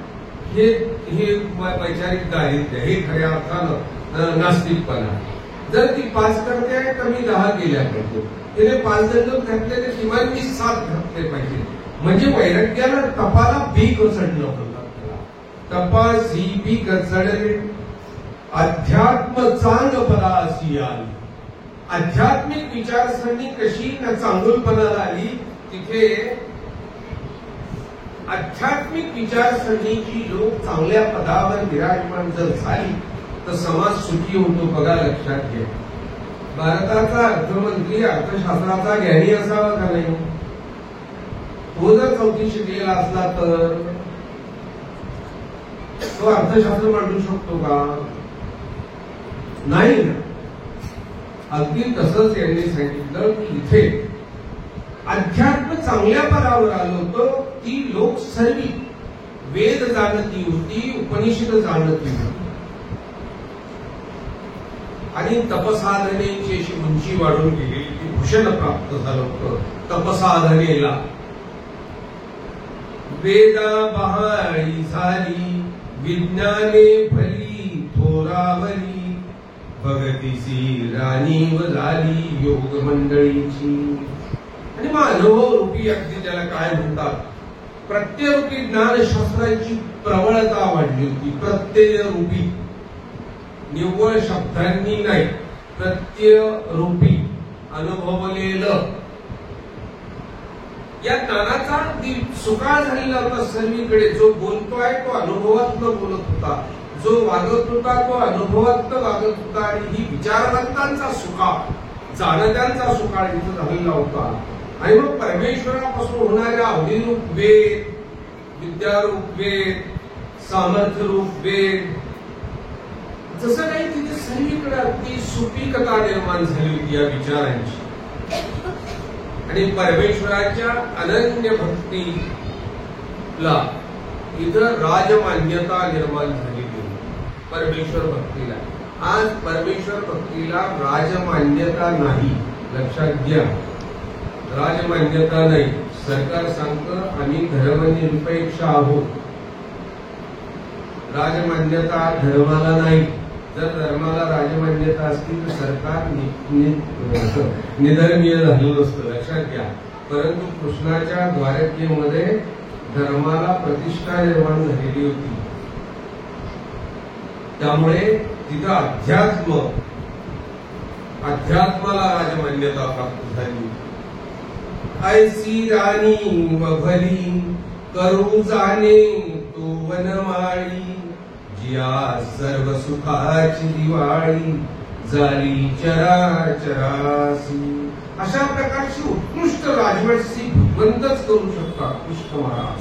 बस ज्या राजवटीत चराचराला सुखाची दिवाळी साजरी होतो, आपण सुद्धा श्रीकृष्णाच्या राजवटीत जात नाही. तुम्ही राजवटीत कृष्णाच्या गेला की तुम्हाला आनंदाची दिवाळी झाल्याशिवाय राहत नाही.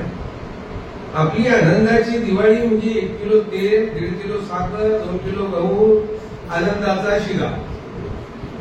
हे सर्व रेशनचं आहे. घरी गेल्यानंतर कळतं की याच्यात बरेच किडे आहेत, जो अजून कोणीच खात नाही. तो आनंदाचा शिरा आहे. पण तुम्ही कृष्णाच्या या राजवटीत जा. तुमची दिवाळी कृष्ण करतोय. चराचरी अगदी शेवटच्या डासाची सुद्धा, मच्छरांची सुद्धा तिथं दिवाळी करण्याची राजवट कृष्णाची आहे. त्याचं सुद्धा स्वातंत्र्य अबाधित आहे. त्या द्वारकेमध्ये तिथे मुंगीचंही स्वातंत्र्य अबाधित ठेवलेलं आहे. आणि मुंगी सुद्धा द्वारकेमध्ये त्या कृष्णाच्या राजवटीमध्ये आनंद उपभोगत होती. बघा, असं राज्य फक्त श्रीकृष्णाचंच असू शकतं. कृष्ण चक्रवर्तीच ते देऊ शकतात. ब्रह्मविद्येचे निधान ते देवो निसन्निधान, तुडिले भवबंधन तेने कृष्ण राय. असे ब्रह्मविद्येचं श्रद्धास्थान असणाऱ्या श्रीकृष्ण चक्रवर्ती महाराजांनी आपलं सान्निध्य देऊन असंख्य जीवांचं बंधन तोडले. बघा, लक्षात घ्या. परमेश्वर आपल्याला सुद्धा वचनरूप परमेश्वराचं सान्निध्य आपल्याला दिलेलं आहे. आपण त्या सान्निध्यात जर गेलो, वचनाच्या म्हणजे ईश्वराच्या, प्रश्न विचारला होता यानंतर आम्हाला संविधान कुणाचं, सर्वज्ञांनी सांगितलं की तुम्हाला आता वचनरूप संविधान म्हणजेच आपल्या दृष्टिकोनातून वचन सूत्र सर्वज्ञांची ही सर्वज्ञा इतकी झाली कमी नाही. त्यांच्या सान्निध्यात जर आपण गेलो तर आपली भवबंध तुटून आपण मुक्त झाल्याशिवाय होणार नाही.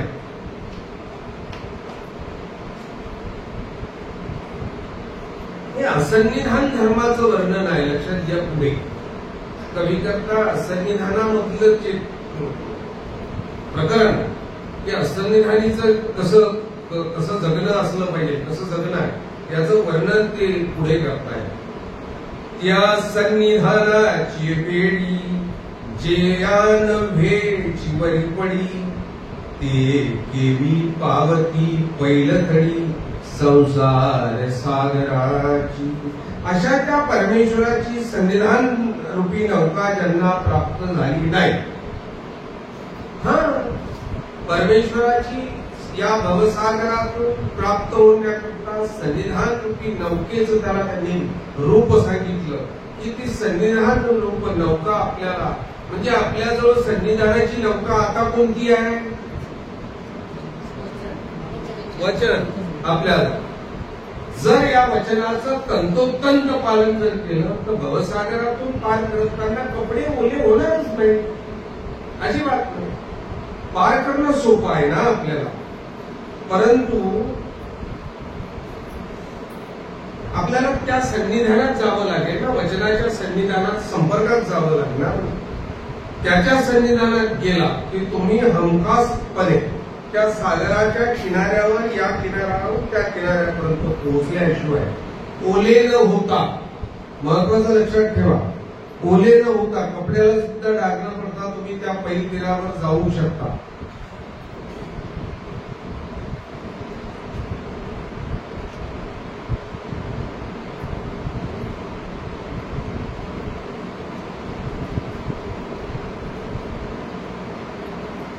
आणि ज्यांना वचनाचं सान्निध्य प्राप्त झालं नाही, वचन विरहित आपण जर संसार पार करण्याचा प्रयत्न करत असाल, भवसागर पार करण्याचा प्रयत्न करत असाल, तर मग मात्र भवसागर पार केल्या जाऊ शकत नाही, अजिबात. तुम्हाला वचनाचा सहवास ठेवावा लागेल. आणि म्हणून मी सकाळी तुम्हाला सांगत होतो, सूत्रपाठाचं पारायण करू नका, सूत्रपाठातलं प्रत्येक सूत्र जगा आणि अनुभवा, त्या सूत्राचा आनंद अनुभव आणि ते सूत्र सांगा.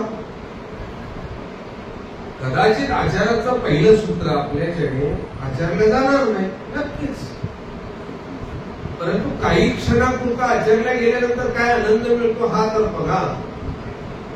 काही क्षणात फार, आता तुम्ही जेवढी 2 तास इथं आलात ना, तेवढ्या 2 तासामध्ये स्वदेश संबंध, स्वग्राम संबंध, संबंधियांचा संबंध, या 2 तासाकरता तो त्यागून बघा 2 तासातला मिळणारा आनंद काय. म्हणजे घरी गॅसचं बटन बंद असेल का, दरवाजाला कडी लावली असेल का, मांजर आली असेल का, पोरगं शाळेतून आलं असेल का, या संबंधियांच्या संबंधापासून 2 तास अजिबात सर्व सोडून त्या 2च तास आलो. बघा या 2 तासातला आनंद काय मिळतो. आणि त्या आनंदाची मग रात्री अंतुनावर पडल्यावर विवेचन करा की या 2 तासाला मी कसं जगेन. आणि हे 2 तास जरी देवाला दिले, हे 2 तास जरी देवाला दिले, तशा पद्धतीने जर दिले, स्वग्रामाच्या म्हणजे स्वतःच्या घराचा, आपण आपलं ग्राम घर विचार करू की स्वदेश, स्वतःच्या गल्लीचा, आळीचा, स्वतःच्या त्या भागाचा, संबंधियांचा म्हणजे पूर्व नवरा बायको, काय कुत्र मांजर जे काय असेल ते संबंध, असा विशेष प्रकाराने त्याग करून जर आपण इथे 2 तास दिली तर हे सुद्धा ईश्वराला कौतुकास्पद आहे. आणि तुम्हाला सुद्धा कसं जगताय, त्याच्या जगण्याचा आनंद कसा आहे हे बघा तुम्ही. ते वेळी कीर्तीचे करुणी तारू, गुरु केला कर्णाधारू, मग जीवा देखिला निस्तारू, बबाड बांधू. अशा प्रकारे जीव परमेश्वराच्या असंविधानात आहे. हा संविधान जो धर्म आपण कसा पालन करायचा, असंविधानात परमेश्वराच्या असताना आपण त्याचं प्रतिपालन कसं करायचं, धर्माचं त्याचं वर्णन बघा ना. श्रीकृष्ण भगवंतांच्या देवाच्या लीळेचं, कथांचं आधार घ्यावा लागणार आहे. त्या आधारात या भवसागरातनं पार करताना तुम्ही मुलाच्या आधारानं तुम्ही पार करू इच्छिता का? नाही. तुमचा पती, तुमची पत्नी तुम्हाला हा भवसागर पार करून देऊ शकते का? नाही. तेही करून द्यायला. या भवरणातून जर तुम्हाला पार करून द्यायचं असेल तर गुरु केला कर्णाधारू, तुम्हाला आधार म्हणून गुरु हाच चालक म्हणून समजावा लागणार आहे तुमच्या जहाजेचा. त्या गुरूंकडे तुम्हाला स्वतःला सोपवून द्यावं लागणार आहे. आणि मग ते या ईश्वर वचनांच्या आधारे ही गुरुमंडळी तुमची जहाज या तीरावरून त्या तीरावर पोहोचून कैवल्य पद तुम्हाला सहज निर्माण करून देणार आहे. परमेश्वराच्या प्राप्तीचा मार्ग ते तुम्हाला अगदी सुखकर करून देणार आहे. ऐसे मोक्षाचे करुणी आवारू, कृतकार्य झाला ईश्वरू, मग निजधामा मेलिकारू, चिंतिता झाला. असंविधानित असलेल्या जीवांची व्यवस्था परमात्म्याने केली. मेजवानी अगदी मोक्षाची या जीवात्म्याकरता त्यानं तयार करून ठेवली. अवतार ज्या कार्याकरता झाला होता ते कार्य सिद्ध करून ठेवले. आणि मग कृतार्थ मानून श्रीकृष्ण भगवंत निजधामाला गेले, असं कविराजाचं म्हणणं. जोपर्यंत हे सर्व भगवद्गीता सांगितली, उद्धव देवाला अगदी निरोप अवलोकन करून ब्रह्मविद्याशास्त्र सांगितलं. पुढच्या जीवांची सुखकर वाट करून ठेवली की 5,500 वर्षातही आज अशांत झालेला माणूस भगवद्गीतेचं पारायण केल्यानंतर शांत होतो. अशांत झालेला माणूस आजही कृष्ण कथेचं श्रवण केल्यानंतर शांत होतो. अशी सर्व जीवाची सर्व काळजी घेऊन सिद्धता करून आणि मग कृष्ण भगवंत हे निजधामाला गेले. मागवते सिंहावलोकने पाहिले दैत्य सुधने तव यदुवंसाची वेळुवने वनुवहारी असती.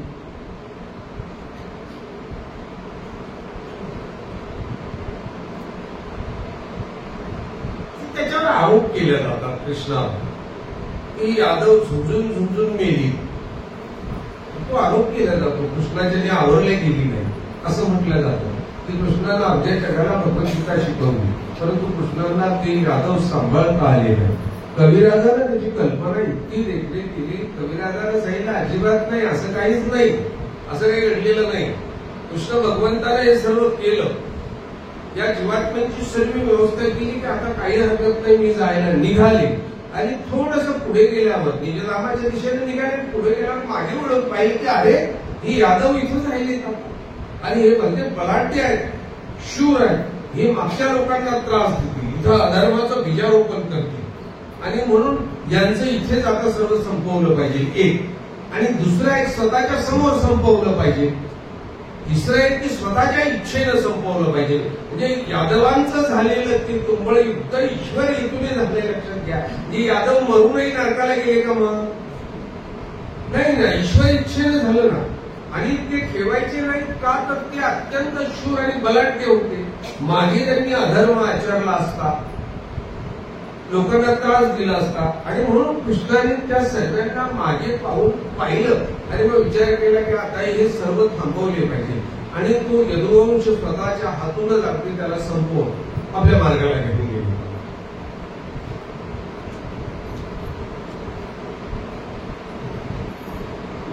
त्यावेळी ब्राह्मणाचे शापानणे यादव वनविले मग नेनत्याच्या से बोलिये सभे माझी.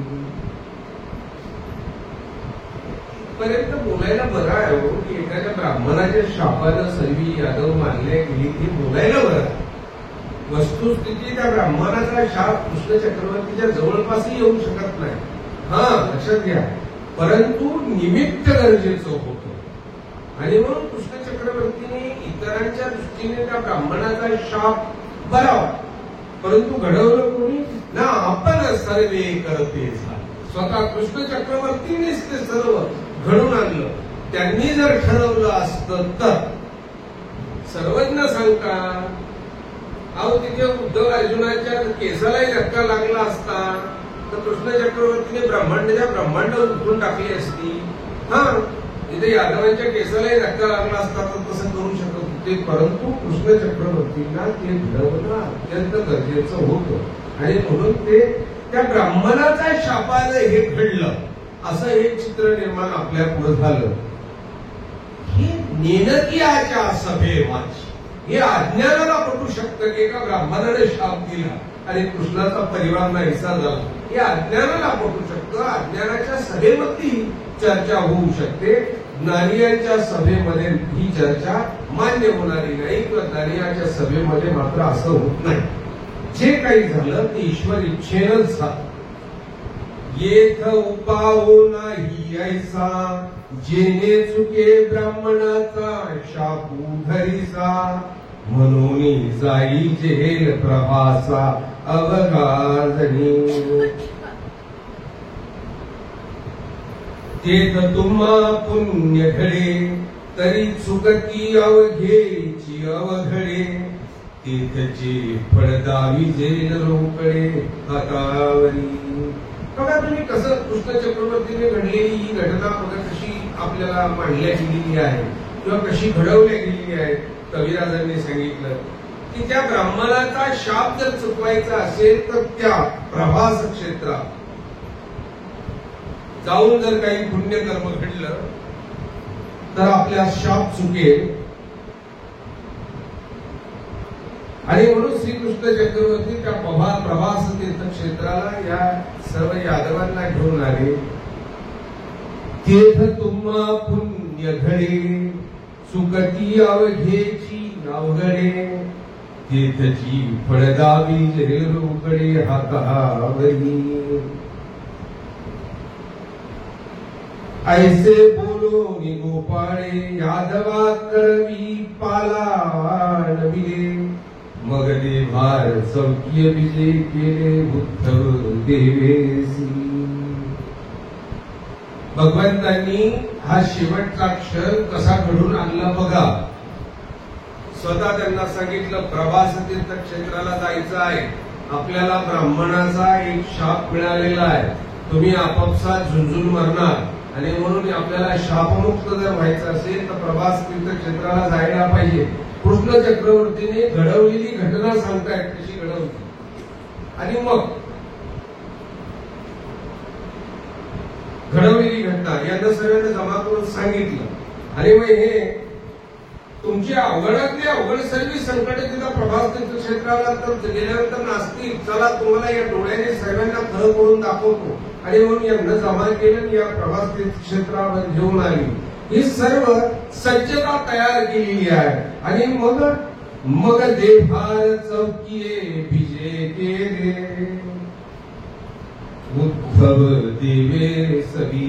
आणि उद्धव देवांचा हात धरून देभार चौकीला गमन केलं श्रीकृष्ण चक्रवर्ती महाराजांनी. इथे बघा, लक्षात घ्या, उद्धव देवांच्या लक्षात कसं आलं कविराजानं त्याचं वर्णन केलेलं आहे. तेथ म्हणे उद्धव देवोजी, हे अवघे चिवाहू, देवाचा बोलता भाऊ कवना ओळखलेना. उद्धव देवांच्या मात्र चुटपुट लागली की कृष्ण चक्रवर्ती तसं म्हणतात तसं काही खरं नाही, वेगळंच काहीतरी हेतू यांच्या बोलण्यामध्ये आहे. ज्या पद्धतीनं कृष्ण चक्रवर्ती या यादवांशी बोलताय किंवा या उद्धवदेवांशी बोलताय, ते उद्धवदेवांच्या मनाला भावत नव्हतं. त्यांना असं वाटत होतं की काहीतरी वेगळं आहे, नक्की काहीतरी वेगळं आहे. हे लक्षात घ्या, काहीतरी वेगळं आचार्यशी नागदेवांना कळालं होतं. बघा हा, आचार्यशी ना सर्वज्ञ सांगतात की आम्हाला तुम्ही काहीतरी विचार. कुठली लीळा आहे ती?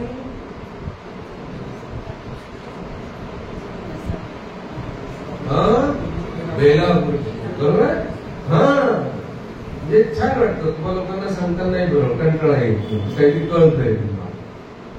जेव्हा आचार्य आपल्या सर्वज्ञांच्या श्रीमुखातून तो शब्द निघाला त्या क्षणी आचार्य रडायला लागले. म्हणजे आचार्यांच्या त्या क्षणी लक्षात आलं की हे वेगळ्या दिशेचं निरूपण आहे, काहीतरी घडणार आहे. त्या शब्दांची चावल इथे उद्धवदेवांना सुद्धा ती चावल लागली की प्रभास तीर्थक्षेत्रावर जाऊन त्या शापमुक्त आपल्याला व्हायचं आहे आणि त्याच्याशिवाय आपल्याला पर्याय नाही तिथे गेल्याशिवाय.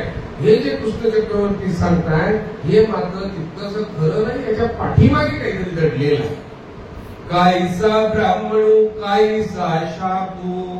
कसला ब्राह्मण आणि कसला शाप? हा अवघा देवीची वाटोपू. कसलं ब्राह्मण, कसला शाप? यांना काहीतरी वेगळं आटोपायचं आहे. आता श्रीकृष्ण चक्रवर्तींना आता निजधामाच्या दिशेवर तयारी नक्की चालू झालेली आहे. काहीसा ब्राह्मणू काहीसा शापू, हा अवघा तेवेची आटपू. जवळ तू न करीसी कोपू या ब्रह्मकुळावरी. हे जे ब्रह्मकुळ आहे, यदुकुळ आहे, या यदुकुळावर जोपर्यंत तू रागवत नाहीस तोपर्यंत कुठल्या ब्राह्मणाचा शाप आणि कुठला ब्राह्मण काही करू शकणार नाही. यदुकुळाचा अजिबात केसही वाकडा होणार नाही. परंतु आता तुला त्यातनं मुक्त व्हायचं आहे एवढं उद्धवदेवांच्या लक्षात यायला. तू दृष्टी करी सीवाकडी तरी ये सृष्टीची होय राघवंडी. तेथ ब्राह्मणाची काहीसी प्रौढी तुझ पुढे. तू दृष्टी जरी वाकडी केलीस ना, या सृष्टीची राखवंडी व्हायला वेळ लागणार नाही. तेच ब्राह्मणाची काहीशी प्रौढी. तिथं ब्राह्मणाचं काय मोठेपण सांगतो तुझ्या पुढे, उगीच काहीतरी सांगतो, त्याचा शाप आहे, आपण तिथं जाऊन आंघोळ करू आणि शाप बघतोय, सगळं गाढंग खोटं आहे. तुझची हे इच्छा झाली जे यदुवंश वेलीचा घाला रिंगळी ब्रह्मशापाची. हे तुझ्यात निर्माण झालेली प्रवृत्ती आहे, इच्छा प्रवृत्ती. परमेश्वराच्या प्रवृत्तीनं प्रत्येक गोष्ट घडत असते. बघा लक्षात घ्या, संहार आणि संसारात हे परमेश्वराच्या इच्छेनं होतं. प्रवृत्ती झाली, प्रक्रिया सुरुवात होते. इथे प्रवृत्ती उद्धवदेव सांगतात तुझ्या ठिकाणी पुढ तुझची हे इच्छा झाली, तुला इच्छा झालेली आहे. यदुवंश वेलीचा मुळे घालावी हिंग. या यदुवंशाच्या मुळावर आता घाव घालावा आणि त्याचं निमित्त तो करतोय ब्रह्मशापाची. त्या ब्रह्मशापाचं निमित्त करून तू यदुकुळात संपवायला निघाला. चौतोंडा ब्राह्मणू आला तो नरो काही आळो चुनी गेला. ते वेळेची मी धाकीनला मना माझी. तो एक दिवस तो ब्राह्मण ब्रह्मदेव सभेत 4 तोंडाचा तो ब्राह्मण म्हटलाय, त्याला ब्रह्मदेव म्हटलेला आहे. त्याचा अर्थ ब्रह्मदेव.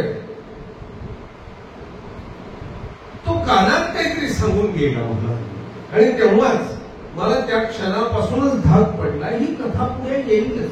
तो चौतोंडाचा ब्राह्मण, ही कथा आपल्याला पुढे येईल ऐकायला. बघा, तो कानामध्ये काहीतरी सांगून गेला आणि हे सांगताय की युद्धदेव सांगताय ते तेव्हाच मला लक्षात आलं की तुमच्या कानात काहीतरी त्याच्या आत्मोंडाच्या ब्राह्मणानं सांगितलं आणि मला शंका निर्माण झाली की पुढे काहीतरी घडणार.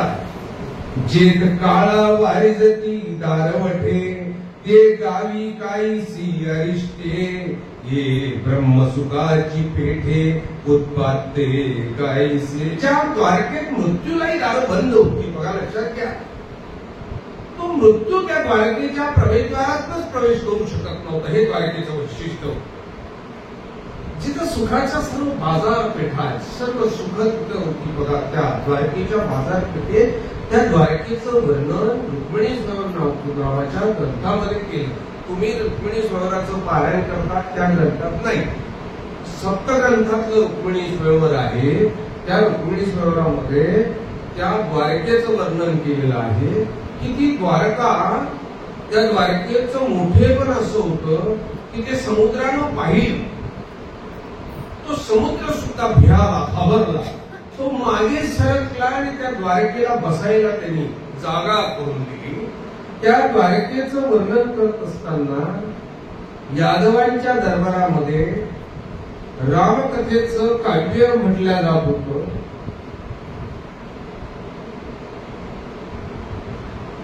राजा रामदेव हे काव्य ऐकत होता.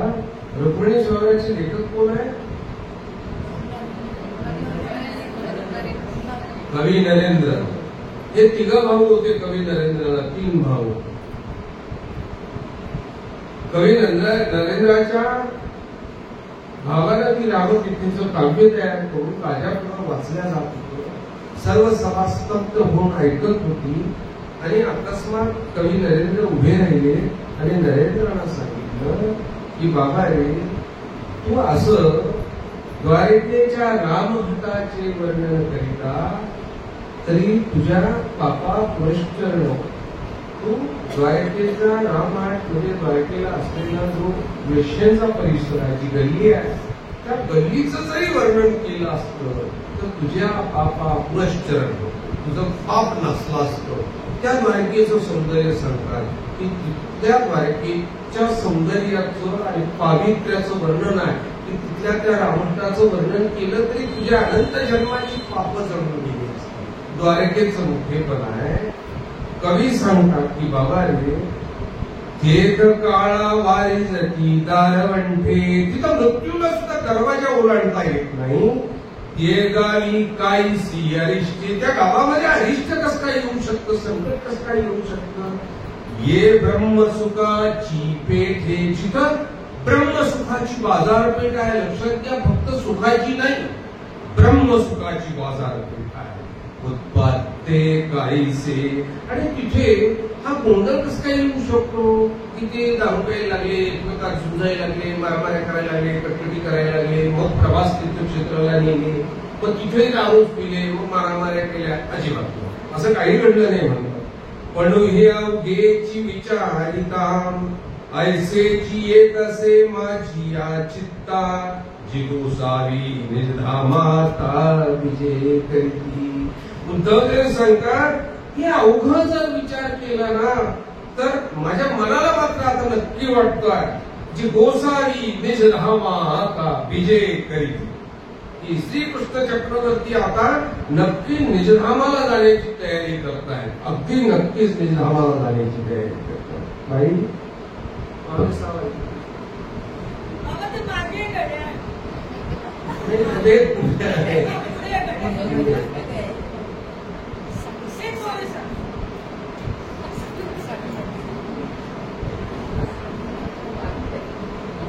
परमेश्वरानं निजधामाला जाण्याची तयारी केली, सर्वज्ञांनी तयारी केली, तेव्हा आचार्यश्रीला वेदना झाली.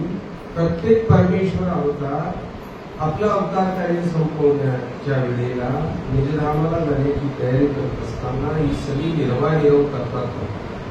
श्री गोविंद प्रभू बाबांनी सुद्धा निजधामाला जात असताना निर्वानिरव केली होती. त्यांना विचारलं आचार्यांनी की प्रभू, सर्वज्ञांनी आम्हाला तुमच्याकडे सोपव निरव, आता पुढे आमचं काय? आणि श्री गोविंद प्रभू बाबांनी माहूरच्या दिशेनं हात उंचावून सांगितले की आता तुम्हाला त्यांना निरव. ही निर्माण सर्वज्ञांनी सुद्धा आचार्यश्रींना अबोध शास्त्र अगदी जाण्यापूर्वी घाईनं फटाफट आपल्याला आता प्रवासाला निघायचंय, निजधामाला नाही. सर्वत्र तर उत्तर प्रदेशाला गेले, परंतु तरी निर्वानिरोग इथल्या अस्थिपरीची, इथल्या जीवमात्राची निर्वानिरोग करून सर्वत्र गेले. उद्धवदेव विचार करायला लागलेला आहे की श्रीकृष्ण चक्रवर्ती नक्की निजधामाला जाण्याची तयारी करतायत. आणि निजधामाला जाण्याचं कारण बघा, तुम्ही लक्षात घ्या. ईश्वराची प्रत्येक गोष्ट ही कारणाशिवाय घडत नाही, विनाकारण नाही. आपण 1650 तीर्थस्थान करण्याचा आपला आग्रह असतो. तुम्हाला स्नान करण्याची खूप हौस आहे मावल्यावर, आपली पुरुष मंडळी. तुमचं स्नान करणं, मी माझ्या मंदिरामध्ये लोकांचं येणं पाहतो, इतक्या वेगाने येतात, तिकडे ठेवायला जागा नाही. चुप बस. मी भुसावळ म्हटलोच नाही, आणि म्हटलोच नाही भुसावळ. आणि भुसावळ तुम्हाला का झुंबलं आणि तुमचं नावच घ्या, तुम्हाला का लागलं? तुम्हाला का लागलं? अरे तुम्ही विधिमत करता, तुम्ही बोलायची गरजच नाही. सगळ्यांची काय गरज नाही. सर्वांमध्ये कसं काय? तुम्ही जर त्यात नाहीच तर बरोबर आहे, बरोबर आहे. मी सार्वजनिक बोलतो आहे, बरोबर आहे. तुम्ही त्यात उडी मारली म्हणजे तुम्ही थोडेफार त्याच्यात आहे.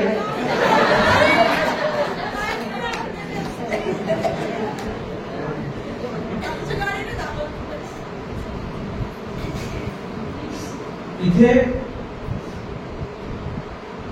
परमेश्वराच्या इच्छेशिवाय, आणि म्हणून आपण जेव्हा स्थान करायला निघतो ना त्यावेळेला परमेश्वराची त्या जागेवर आपली बसण्याची, सर्वांचं आसन जिथं असेल, शयनासन जिथं असेल, जे भोजनस्थान असेल, या प्रत्येक स्थानावरची प्रसन्नता वेगवेगळी असते.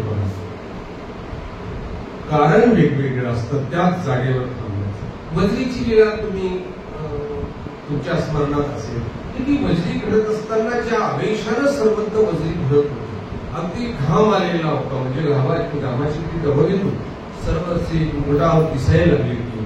अंगीच्या बाह्यावर केल्या होत्या, मोठी अगदी आवेश पूर्ण बाह्यावर करून अगदी पायाच्या अंगठ्यानं दाबून ती वज्री घडत होती. म्हणजे नक्की वेगळं कारण होतं की तिथल्या जडत्वीच्या जीवांना मुक्त करण्याचा तुझा आवेश होता, घाई होती सगळी, ज्या आवेशानं ते वज्री घडत होती. म्हणजे तिथली प्रसन्नता वेगळी आहे ना. म्हणून आपण वेगवेगळी स्थानं करून तिथल्या प्रसन्नतेशी तो आनंद आपण मिळवण्याचा प्रयत्न करतो. काय एकाचा प्रश्न आहे की सर्व स्थान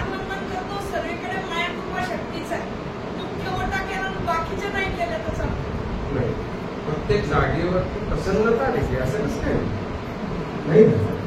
प्रत्येक जागेवरची प्रसन्नता वेगळी आहे. नाही, माया कृपेचा काही संबंध नाही. प्रसन्नता निक्षेपी, प्रसन्नता महत्वाची ना. काही अशा जागा आहेत की जिथे बसून सर्वज्ञाचा निरूपणाचा प्रसन्नता निर्माण झाली, तिथं निरूपण केलं. अशा काही जागा आहेत की तिथे जीवाची दुःख दूर केली. अशा काही जागा आहेत जडत्वीच्या जीवाचा संबंध द्यायचा. अशा काही जागा आहेत की सर्वज्ञ 4-4 तास बसून राहिली याकरता की येणाऱ्या जीवाची वाट पाहत होते की तो येणार आहे म्हणून त्याची वाट पाहत होते. कारण वेगवेगळ्या जागेवर वेगवेगळी प्रसन्नता परमेश्वराची आहे, वेगवेगळ्या कारणाने. म्हणून आपण वेगवेगळी स्थानं नमस करतो. पण ज्या स्थानावर तुम्ही गेला, ज्या स्थानाची लीळा तुम्हाला माहिती असावी लागणार कधी. म्हणजे जर तुम्ही 50 स्थानाला जाणार असाल तर त्या 50च लीळा वाचून काढा होती, बरोबर ना? किंवा त्या स्थानावर पोहोचण्याच्या अगोदर तिथली लीळा तुम्ही तुमच्यात समजून घ्या की तुम्ही आता तुमच्या स्थानावर जाणार आहात, ती लीळा इथं समजून घ्या. म्हणजे तुम्ही स्थानावर लोक जेव्हा ठेवाल ना, तेव्हा तो विचार की लीळा तुमच्यात राहील की जगन्नाथा तू त्या जीवांना दर्शन देण्याकरता 4 तास वाट पाहिली, माझ्याकरता एक क्षणभर वाट पहा. ही प्रार्थना आपण करू शकतो का नाही? मला समजून सांगायचं होतं की परमेश्वर प्रत्येक कार्य हे कारणाशिवाय घडून आणत नाही, त्याला काहीतरी कारण असतं. आणि म्हणून निजधामाला जाण्याचं सुद्धा श्रीकृष्ण चक्रवर्तीचं जे कारण आहे, कार्य, त्याबद्दलचं कविराज इथं वर्णन करतायत. पुढे तव म्हणे चक्रपाणी आई कै भक्त शिरोमणी, माझी साभिप्राय वाणी तुवा जाणी कधी. श्रीकृष्ण चक्रवर्ती भगवंत त्या उद्धवांना सांगतात की तू माझं बोलणं नेमकं समजून घेतलेलं आहे, तुझ्या लक्षात आलं की मी निजधामाच्या दिशेनं आता प्रवासाला लागलोय. ठाकोनी अंतराळी ब्रह्मेनी हेची विनवणी केली, जे आयुष्य सीमा अतिक्रमली मर्त्य लोकाची. उद्धव देवांचं मी तुम्हाला सांगितलं की पुढच्या ओळीमध्ये हे निरूपण येणार आहे. जो 4 तोंडाचा ब्रह्मदेव कानात सांगून गेला, काय मागची ओळी लक्षात आहे तुमच्या की उद्धवदेव सांगतात हा सभेमध्ये भरसभेमध्ये हा 4 तोंडाचा ब्राह्मण आला आणि कानात काहीतरी सांगून गेला कृष्ण चक्रवर्तीच्या. तेव्हाच मला संशय आला की काहीतरी आहे. आता कृष्ण चक्रवर्ती सांगतात की तो जो विचार केला असणार तो आहे. बघ आई की ब्रह्मेनी हेची केली विनवणी, माझ्या कानामध्ये जो ब्रह्म तो 4 तोंडाचा सांगायला आला होता ना, त्याने सांगितलं जे आयुष्य सीमा अतिक्रमली, जी आयुष्याची सीमा आहे ती अतिक्रमित झाली मर्त्यलोकी. मृत्यूलोकीच्या माणसाची आयुष्य सीमा जी आहे ती. श्रीकृष्ण चक्रवर्ती महाराजांचा अवतार हा द्वापाराच्या शेवटच्या जन्माचा. युक्तिवाद काय केल्या जात असेल, कसा असेल सांगता येणार नाही. द्वापारीच्या मनुष्याची आयुष्य मर्यादा किती आहे? परंतु नवसंशोधन मात्र कृष्ण चक्रवर्ती 1500 वर्ष राज्य केलं असं सांगतो. बरोबर? 1500 वर्ष सुद्धा आता हा सर्व आपल्या शास्त्राशी न जुळणारा भाग आहे. आपल्या शास्त्राशी ती गोष्ट जुळत नाही. 1500 वर्ष जर राज्य केलं तर ती कलियुगीच्या मनुष्याची आयुष्य मर्यादा आहे ना. ही मुली तसं नाही.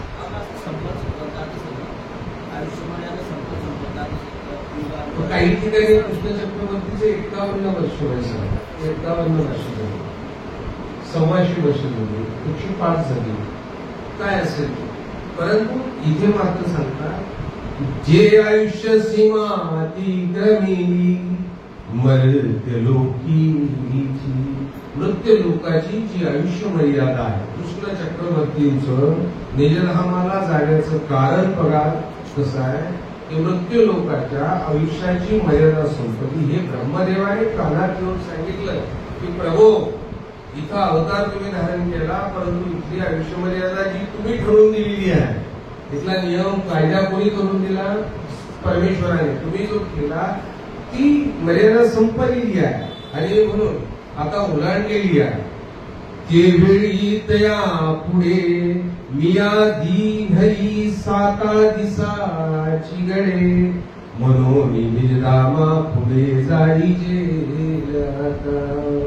हे सांगतात तेव्हा मी त्याला 7 दिवसाची मुदत सांगितली की मी 7 दिवसामध्ये आत या मर्यादेमध्ये 7 दिवसाच्या आतच मी निजधामाला जाईल, नक्की जाईल. ही सर्वी निरव करून त्या ब्रह्मदेवाला शब्द देऊन टाकला होता की. आणि कसं आहे की सृष्टी व्यवस्था चालवण्याकरता देवतेला परमेश्वराने ज्या पद्धतीनं त्यांची नेमणूक केली, मराठी भाषेत आपण म्हणू, ती व्यवस्था भंग होऊ नये. परमेश्वरी स्वतः काळजी करत असतात की सृष्टी व्यवस्थेचा भंग होऊ नये. किंचित विलक्षणता, कधी कधी किंचित विलक्षणपणे वागतात, अन्यथा सृष्टी व्यवस्थेच्या बाहेर जात नाही बस. आणि म्हणून त्याला सांगितलं की 7 दिवसाच्या आत ते वेळी त्या पुढे मिया दिनली 7 दिवसाची गडे म्हणून निजधामा पुढे जाईजे हे आता. आणि म्हणून आम्ही निजधामाच्या दिशेनं आता प्रवासाला लागलो. हे उद्धव देवाला श्रीकृष्ण चक्रवर्ती महाराज सांगतात.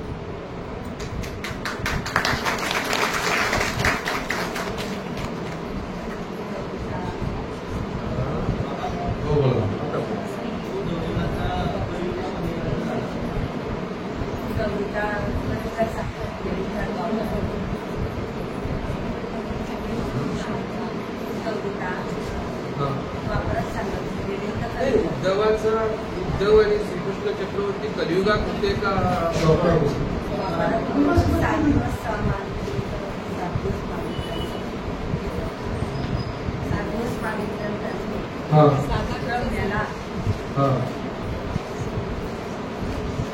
सात दिवस मागितले उद्धव देवांना उद्धव गीता सांगितल्याचा प्रश्न.